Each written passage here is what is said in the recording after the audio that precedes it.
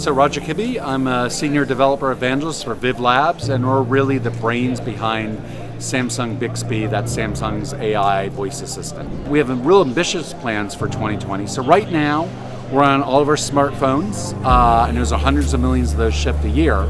But what we're really excited about is the other devices that Samsung ships. So we're the world's largest TV manufacturer.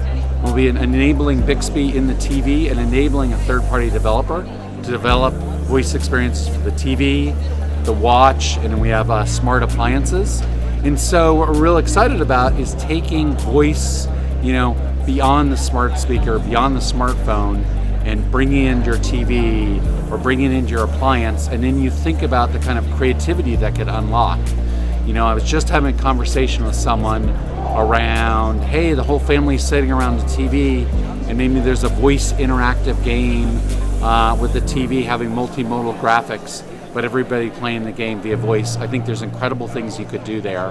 And that's really the biggest thing that's happening for us in 2020 is you can develop now for the TV, the appliance, and the phone, but we're releasing the marketplace, which will allow end users to actually enable all those creative capsules that people come up with for these new devices. So right now we're available, so you can build for the U.S. marketplace and the Korean marketplace, and I'll say that we are aggressively looking at other areas to open up that marketplace. And right now, you can develop throughout the world using Bixby, but when I say the US and Korea, that's where those end users can actually go and enable it.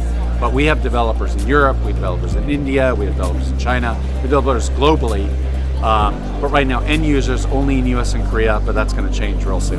When I look at big companies and what they're doing with voice, what's happening now that's really exciting is whereas voice kind of sat in that kind of, I'll call it the innovation budget previously, and people are playing with it, you're now starting to see the voice, there's actually a voice budget in the marketing budget, which means companies are getting real about it and saying, just like we have to have a website, we have to have a mobile app, we have to have a social media presence, we now must have a voice presence. And that's super exciting. And having all these big companies actually jump in with both feet, not just dip their toes in there. And other than that, for everyone else, I see, I talked about our additional devices. I know our competitors. I know there's some really interesting devices. Amazon's putting voice on. I love thinking beyond the smart speaker and enabling voice interaction with devices that are new and interesting. And I think that a lot of that's going to start in 2020 and move forward.